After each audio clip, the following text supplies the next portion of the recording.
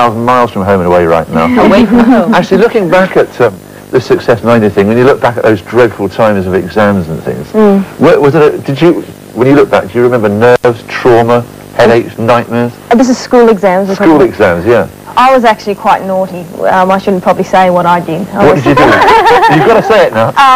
Well, our equivalent to the A's would probably be the HSC in New South Wales. Each state is different. Higher school certificate. Higher school certificate, that's right, and I was actually dancing and carrying on with friends around that time. And carrying on with friends? I actually wanted to be a dancer at that stage, and I was studying just outside the exam room, so I didn't really take my exams that seriously. Yeah. Yeah. But that's okay, that's okay. I chose a different... I'm not quite sure the moral we get from that. The moral of the story is that you did pursue something that you did want to do. That's right. Well, I knew what I wanted to do didn't really involve my HSC as such. With all the exams and what you study for, there was nothing that I had chosen to study that was going to lead me to what I eventually wanted to do. So. What about you, Sandie? You're very quiet over there. I didn't actually finish my last year because I'm from Adelaide, which is, we say matriculation. It's all different throughout the country. But yeah, I joined a theatre company halfway through. I left school. So, but I mean, both of you said, right, you want to be a dancer, or you want to do this, that, and the other, and you decided definitely you want to be an actress. Yeah. So, lessons took the backstage, did they? Yeah, but we were learning different things. So. And it does take a lot of guts when you're so young to actually make the decision that this is going to be your career. Were you that certain about it? You were that certain at that age that you wanted to do that? I don't know if you're that certain, whether maybe you're a little bit silly. I mean, 17, you...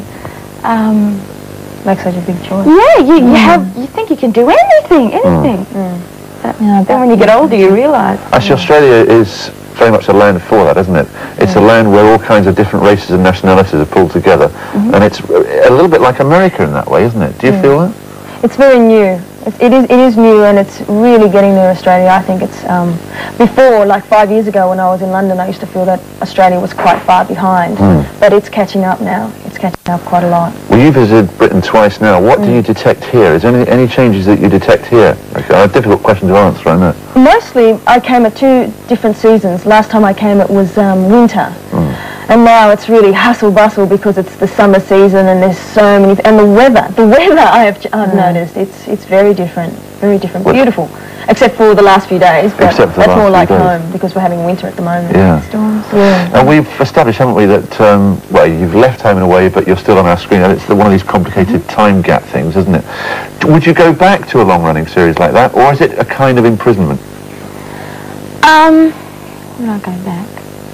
At this particular point in my life, I'm quite happy the way things are going. Doing a long-running series does take up a lot of your time, and... It's a nice sunny autograph. Would you ever think of living in any other place but Australia? Ever thoughts of Broadway or the bright lights in the West End, anywhere else in the world? Sandie's a pretty mean tapper. A pretty mean tapper, that might get you bored. A good huffer, as they say on Broadway. I tell you what, we're talking about the future. Let's just have a peer into the future with a man who might study you. You might know about the future, Mr. Russell Grant, who'll be doing your forecasting for the day ahead. By the way, if it's your birthday, you share it with rock singer Robert Plant, who's been a guest here. He's 42, and the former Indian Prime Minister Rajiv Gandhi, who's 46 today. Here's Russell. All in all, Leo, what? Pet Russell, with us is Raquel and Sandie from Home and Away. Now you're running a pop group, aren't you?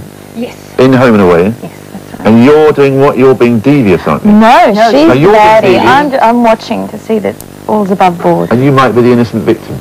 No, I'm the innocent victim. You're the You know something we don't know. No. You're going to be a Kylie, do you think? A Kylie? Kylie or a Jason, or are you both leaping into that market? No, I don't think so. I think there's only one Kylie and one Jason, and good on them. And good on them. Good on them. You know, there's only one Timmy. You know, we've got a very tall, bespectacled man who's now top of the pops working with us. We've met him. It's terrific. Congratulations. He accepts your adoration. Raquel and Sandie, good to meet you. Enjoy the rest of your stay in Britain. Thank you. Hope the sun comes back for you. So do we. It will. They promise us it will. Okay, good to meet you both.